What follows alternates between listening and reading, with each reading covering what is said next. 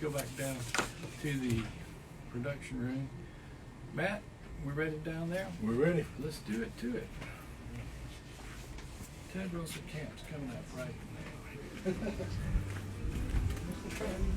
Yeah, it was awesome. I was gonna do it with you. Right now. We're gonna do But it. on that one, We're gonna do it let all me together right now. We're gonna Yep, do it right now. Let right me be now. the strummer, and you can. You guys are live. In the studio, showing us how the sausage is made, Mr. Ted Russell Camp.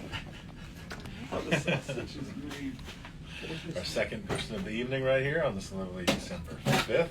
Holiday party. I just saw the poster in there. It's a holiday party. That's why there's a bunch of delicious food. I'm very hungry now. Yeah, But everybody knows the easiest way to a musician's heart is through free food. We're in. Yes, that's definitely one of them. That's a concept.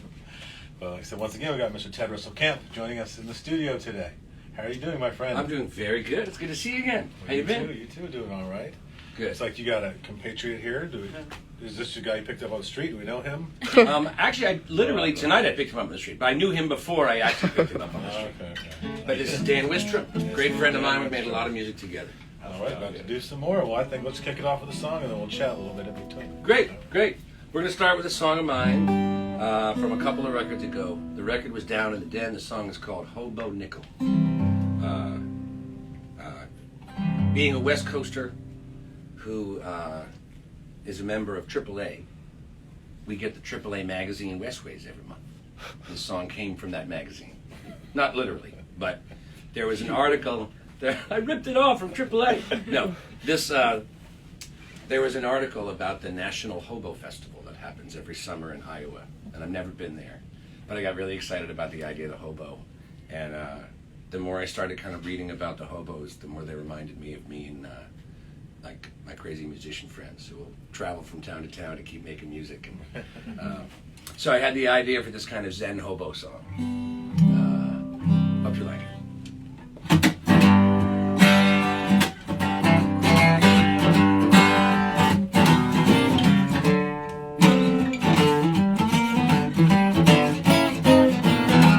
Got a hobo nickel of me to myself, shine it up nice and keep it on the shelf. One flip in the air, tell me all I need to know. The head's out stare, it tells it means it's time I got to go. I got an old guitar, I like to strum, I know half of every song. It's a good song, gonna sit right down in the corner in the heart of town. When I start to play, the people come a-gathering around. East or west, I never look back. Tomorrow's just a day or so down the track. Traveling life is the life for me. If I spend my last dollar, I'll just get it for free. I got a freight train, it's on track 21. If it moves too slow, I'll use my fun, 'cause I'm moving along any way I want to go. If it don't come easy, then it's not the way I'm going to go. Now, come on.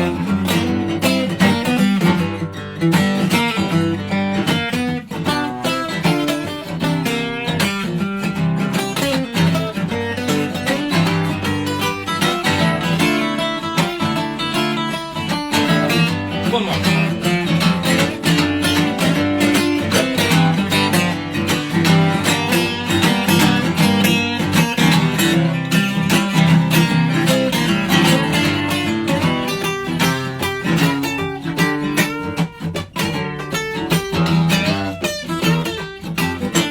Got a backpack, it's hanging over my shoulder.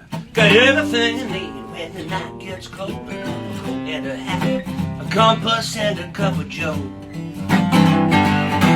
I got my hobo nickel and the feeling of the freedom of the road. Now it ain't easy, but it's easy to love. Anybody can join, but it's a mighty small club. Got a destination, no place to be, but it's an open invitation. Won't you travel with me? Stay at home or ride the rail like a hobo. Heads or tails, live on love and chase that money down. It goes by so fast, trying to make the most of it now. are so fast, we wanna make the most of it now. You know that we're all going to the same party anyhow.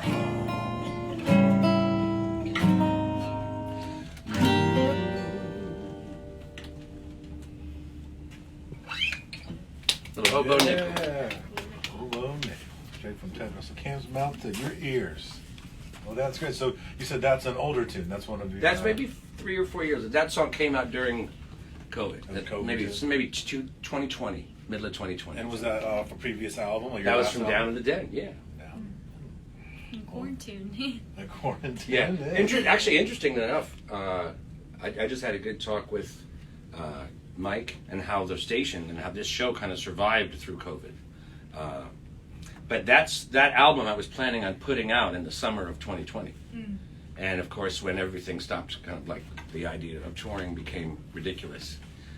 It was a big kind of decision, and I decided to put the record out anyway, even though I couldn't travel to do it. So that music was pretty much the year leading up to COVID. But I'm really glad I did.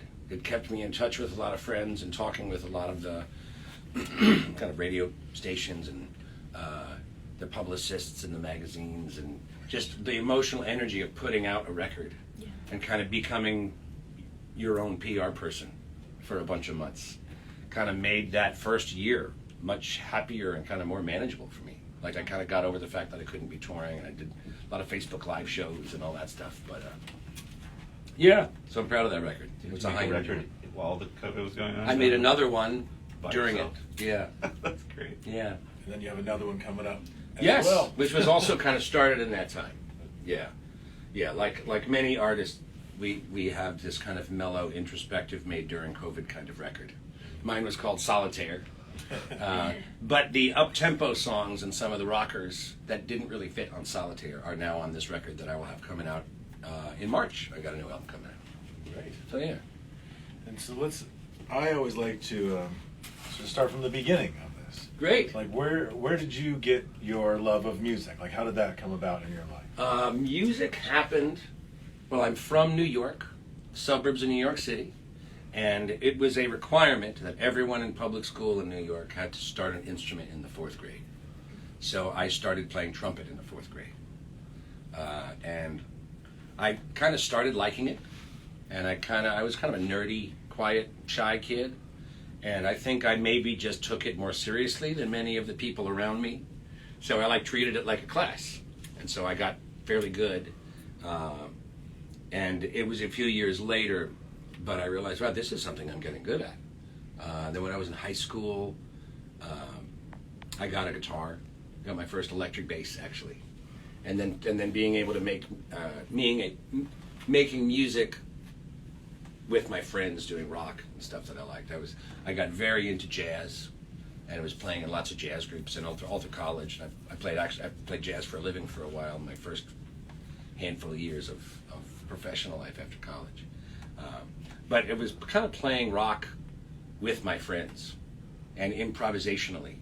Like, it's a very interesting thing, like when you learn, or at least for me, I think when you learn jazz in school, especially the way I was through 5th grade through high school, it's all about big band, which is an incredible era of music, and I deeply love that stuff. But it's not, at least for the bass player, or for most of it, it's not improvisationally oriented. You're reading, and you're listening, and you're fitting in a really beautiful way. So a lot of musical skills are developed, but there's not really any improvisation, or minimal. And so it was kind of, the rock band world with my friends in high school was the first time where I was like, wow, you mean I can play super simple bass parts like Michael Anthony and Van Halen? Or I can be really melodic like Paul McCartney? Yeah. And then when my friend shows up with a new song that he wrote, I can do whatever I want with it. You know what I mean? Yeah. And it was that freedom.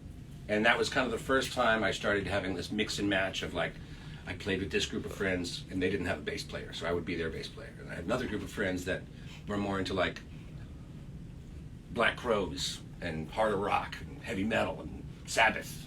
And I was like, oh my God, I can play differently with them. And the kind of realizing how your individual personality can come out a lot of music. That's when that is really how it kicked in through high school for me. That's when that's when it started to solidify for you.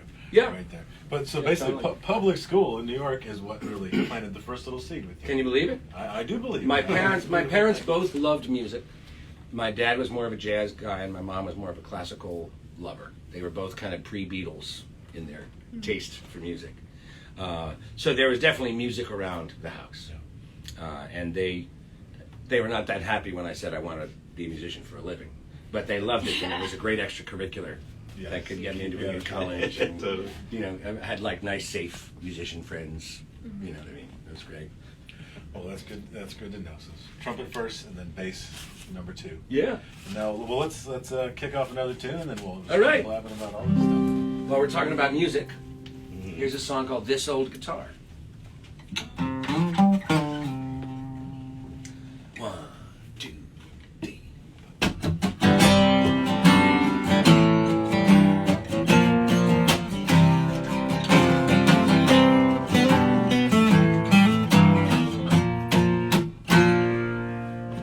It doesn't seem so long ago, this old guitar that I could fill 8,000 pages, stories we've been through, all the lonely nights and teardrops, bad chords and busted hands, songs of love and danger, broken hearts and sweet romance. This old guitar ain't done just yet. You play rock and roll long enough, the blues is what you get.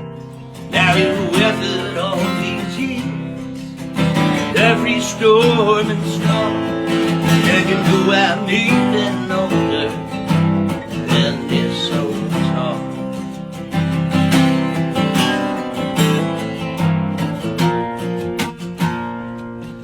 She got her share of scratches and even a bruise or two.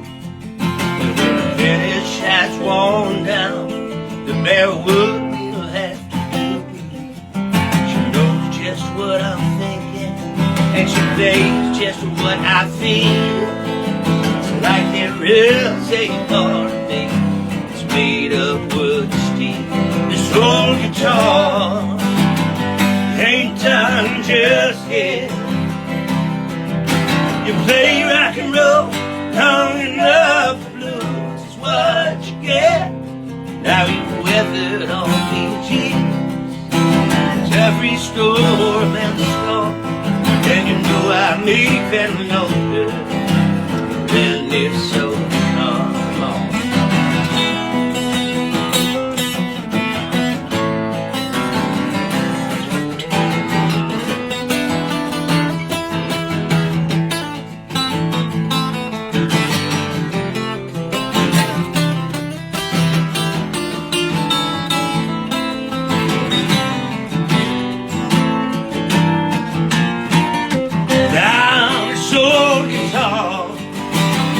Ain't done just yet.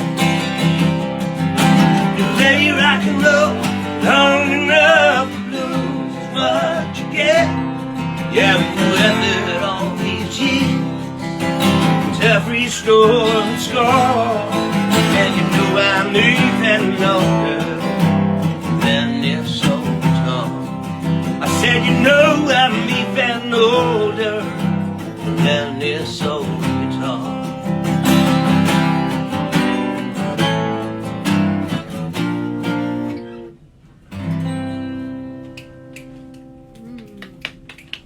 Nice, nice. Come on over. That was Woo. Thank you. Do you have any questions for them? For it?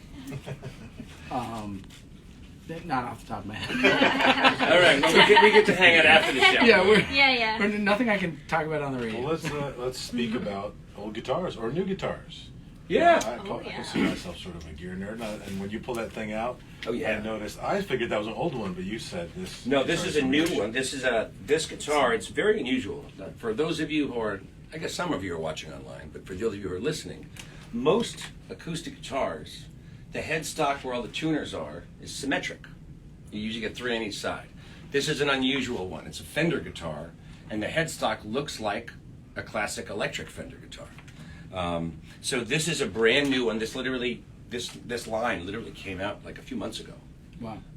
It's beautiful. And it's a reissue of a bunch of guitars that Fender had made in the 60s.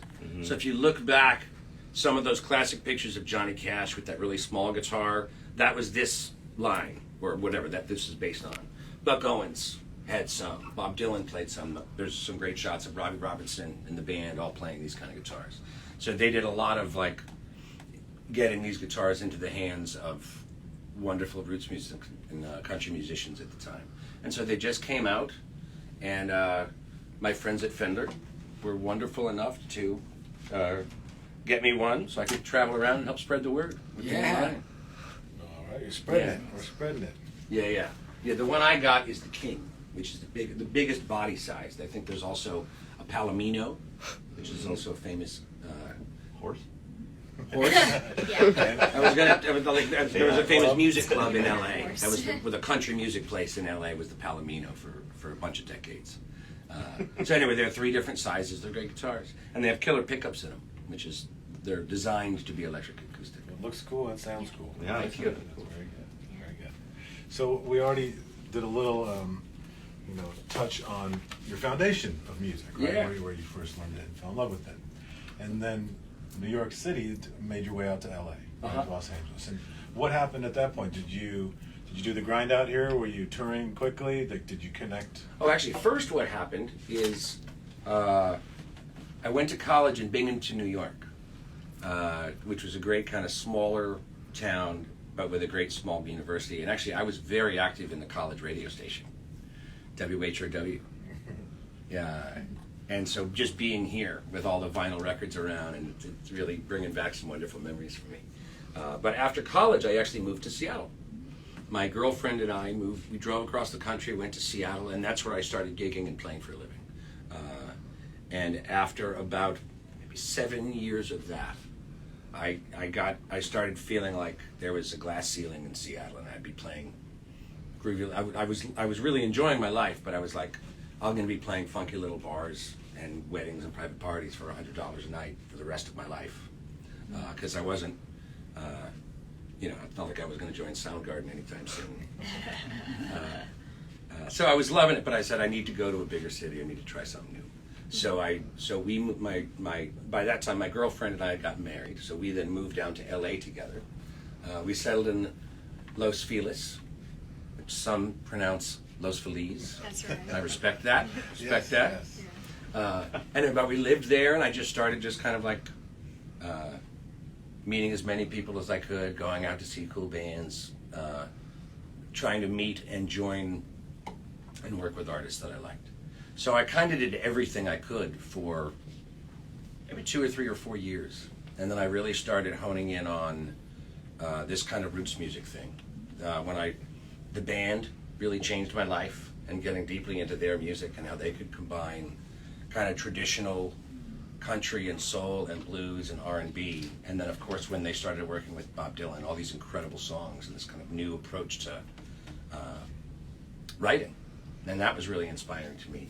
Whiskey Town and the old 97s and Lucero, there were some other great bands that were like younger artists that were taking roots music and really doing exciting things with it. And of course, being in LA, there kind of every it always comes back to the Eagles and Graham Parsons and Jackson Browne and Linda Ronstadt and that great LA scene that was all based around the Troubadour, Little Feat. So they were all really inspiring to me.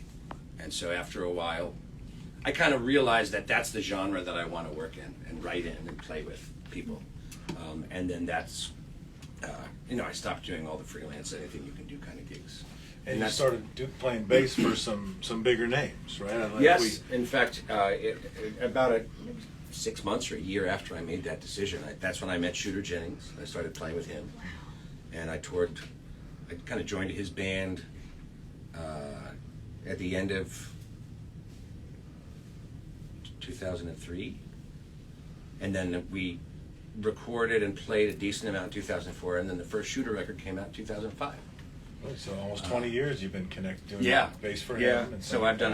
I haven't been with him the entire time, but 18 of the 20 years or something like that. So we've done tons of gigs, all these videos, great recording sessions. Now that he's producing a lot, I have been playing bass with a lot of these wonderful artists, and I played on the two Tanya Tucker records Yeah, that's that he great. produced with Brandy Carlisle. So I got to work with her and her team. It's been wonderful. Shooter's also been great. There are a handful of my songs that have ended up on Shooter records, and for someone who is such a great and personal songwriter as he is, the fact that he would kind of take, like appreciate a song from a guy in a band,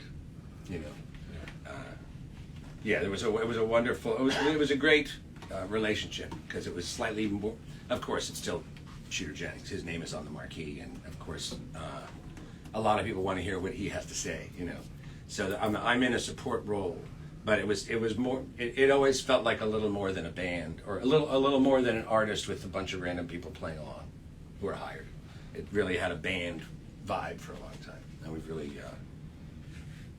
got close and made a lot of great music together. So I mean, that's one of the beauties of Los Angeles, right? Is that Yeah. you can jump in this pool and find some really talented big fish and swim with them sometime. That's It's right. Great, Yeah. to do that. And can swim obviously, along. we crossed paths because we played music with some of the same people. But That's I know right. that you tour extensively on your own material that you're doing here Yeah. today, right? Yeah. And that's a big thing for you. Yeah, I've always juggled playing bass with other people and writing and making my own records and touring on my own whenever it can work. And every year the percentages are a little different, but I've got a good blend now where I play bass with friends a lot, work on my music a lot, and I've been producing records as well, which has been pretty wonderful last few years. Writing some tunes with cool people too. Yeah, that's right. That's right. We wrote a good one. We did. Well, let's hear another one of yours, and let's Okay, let's great. get the music from. Great. I will switch over to the bass. You don't need me on this one. Yeah, this is just a solo one. Thanks. And you're fired. Out of here.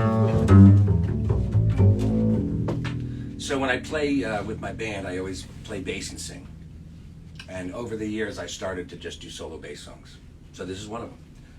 This is from the record Solitaire, the Quarantine album. And I wrote this tune with a wonderful and talented friend, Mr. Brian Whelan. It's called Only a Broken Heart.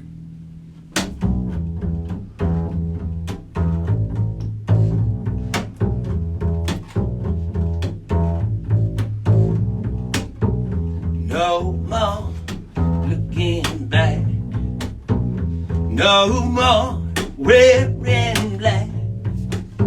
I'm all smiles, making a brand new start.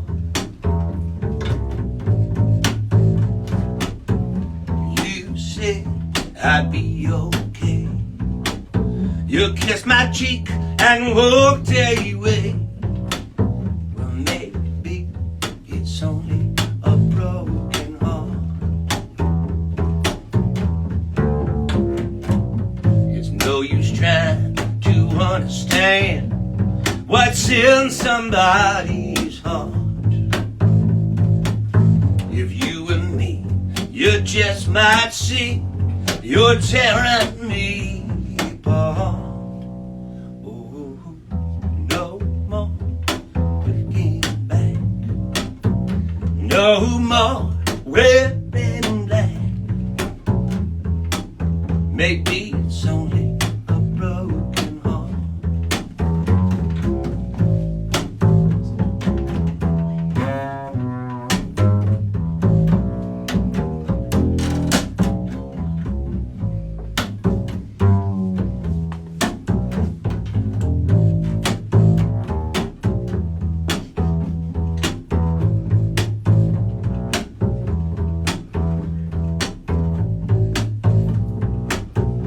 I try moving on.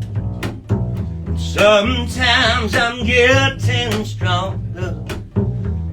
Maybe it's only a broken heart. Call me a fool, I must confess. just a little bad luck, I guess. 'Cause I know it's only a broken heart. I know it's only a broken heart. I know it's only a broken heart. Woo. Oh, I'm inspired now. Good. I'm glad you enjoyed it. Thank you. I'm gonna write a fiddle and voice song now. Always, whatever Highly inspires you recommend. to write. Yeah, Highly I recommend. have before. I mean, that's I just a wanna giant do fiddle. another. Yeah. Yes. Yeah. You ever get to John Hartford? I He do was like pretty John great Hartford, at that. Yeah, I'm gonna do a deep dive. Beautiful. Beautiful. So what, speaking of like sort of styles of music, what would you can like put yours, I know it's hard to put this stuff in a box sometimes. Yeah. Especially when you have eclectic styles and you draw from a lot of different places. But Mhm. what would you, if I was a marketing person, what would you brand your style of music as? What would I say? Well, Americana is a very popular and accepted term now. Yeah. And one of the things I love about that term is that there's current songwriting and living today while being heavily influenced by some kind of American roots music. And some people are more soul or specific, like honky tonk or the Bakersfield Sound or outlaw country. But I love how that's a really open and eclectic term. So I definitely do that. And like when I put out records, I always like, you know, I always like do well in that community. And we'll go to the Americana conference in Nashville and hopefully do well with the Americana radio chart and all that stuff too, you know. I kind of, when I'm talking to someone who's not really in the music industry and don't really know the Americana term, they know it Americana as like the way you describe cool furniture. Then I would often say, well, it's kind of singer-songwriter music in a classic Jackson Brown and Bonnie Raitt way, but there's a little bit of blues and there's a little bit of country and there's definitely a little bit of Texas and soul. And I'll like say, that's a little bit Dwight Yoakam kind of, and a little bit this and a little bit that, you know. And I've definitely had people come up to me after a gig and say, I hate country music, but I really liked you. And at the same gig, someone said, I really don't like the blues, but I really liked your music. And so it's a really neat, anyway, that I was a little surprised, but it was wonderful. I really kind of took that as a compliment because I really try to blend all these great genres we've had in America that often had such like specific or regional places where they came from, and being someone in the modern day who can kind of like mix and match and absorb and hopefully try to be myself with it. Well, I think that's what Americana is starting to turn into. Yeah, It's sort of just an expression of old styles with new twists and sort of making your own. Yeah. Speaking of that, I think we'd like to hear one more tune if you guys got one for us. Oh, great. Do you? Yeah. Is it all You right? got a bunch more. Come on. Well, let's just do one more. Let's do Home Away from Home. Okay. This is a fun one. I wrote this one in Holland when I was on tour. And I was doing a gig in Rotterdam, getting together with some good friends who were from there. And we went to a friend's house to have dinner before the gig. And we started jamming and evolved into this. This one's called Home Away from Home.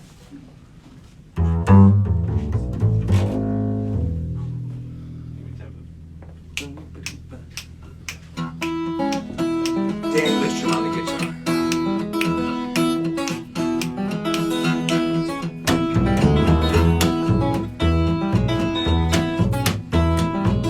When I wake up and have coffee in bed, I see my walking shoes, music fills my head, and I grab my trusted suitcase and feel it in my bones. Every place I go, they say home ain't away from home.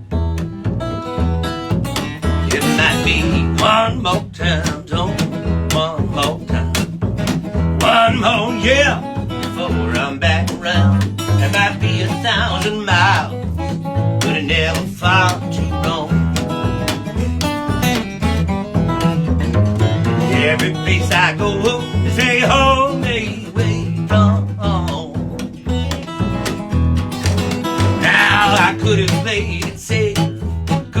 stay in bed, but I will stop and stay at home. I'll rest when I'm dead. Didn't come here for the money, I didn't come here for the fame. I just hope it makes you smile every time you hear my name. Come on.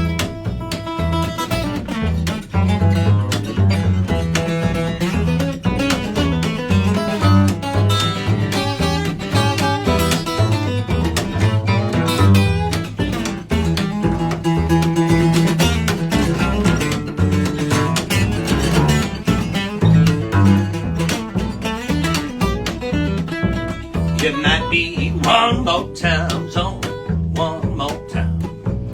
One more year before I'm back around. It might be 1,000 miles, but it's never far too wrong. Ooh. Every place I go is a homemade way from home. Now I could have played it safe, could have stayed in bed. I will stop and stay at home. I'll rest when I'm dead. I didn't come here for the money, I didn't come here for renown. I just hope we can meet up again next time I'm back in town. Come on.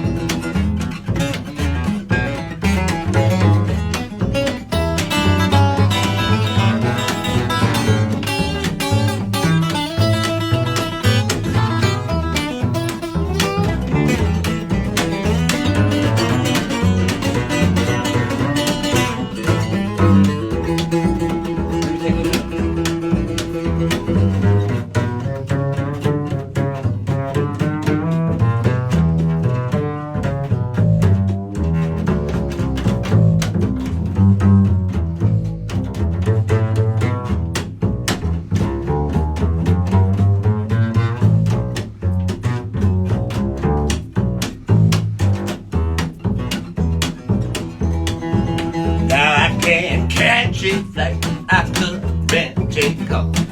When I hit the highway, I know it won't be fun. Or I see familiar faces somewhere along that road.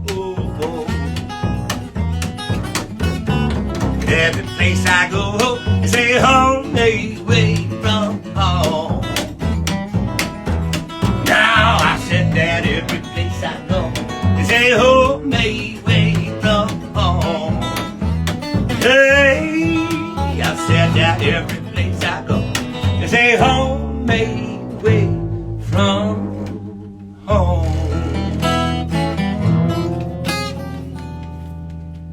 Yeah. Okay, man. Once again, it's Ted Russell Kamp and Dan Thank you. Lindstrom on the guitar. That's great. The one last thing, if somebody wants to hear you somewhere in the Los Angeles area, do you have any upcoming gigs? Where am I playing? I'm I'm very excited about it. It's not my gig, but I'm playing with a wonderful artist named Logan Ledger on Friday night at the Palladium. Oh, wow. So that's a big LA gig. Yeah. Shooter produced his record maybe a year ago, and it's just been coming out and it's doing great. But he's super talented, so I'm excited to play with him on Friday. But I know, let me think. End of the month. We're playing the 29th. Yeah, we were playing at Ireland's 32, which is a great Irish bar and wonderful. It's the closest I've found to Cheers in Los Angeles. You know what I mean? And so I've been a part of. They have a weekly jam, and I've been playing there for like over 15 years, maybe. I've met a ton of great friends there. But I'll be playing there with my band on the 29th. Was it Thursday the 29th? Friday the 29th? I can't remember. I think it's a Friday. But it's the 29th, and it'll be Dan and a couple other great friends. So that's a good one. Then I have some other random shows through January, February. I got a new video coming out for a new song called California Sun, which is going to come out January 22nd. And then have some more singles and things. But my new record called California Sun is coming out March 23rd. Right. So I'm excited for that. And then I go to Europe for 3 weeks to tour. But I'll be back. I got to put together a good LA album release show, and I believe I'd love to talk to you about that. Yeah. I was just going to suggest that. Well, that's perfect. Perfect. Well, that's great. Once again, we had Mr. Ted Russell Kamp, the legendary Mr. Diamond Dan Lindstrom on the guitar.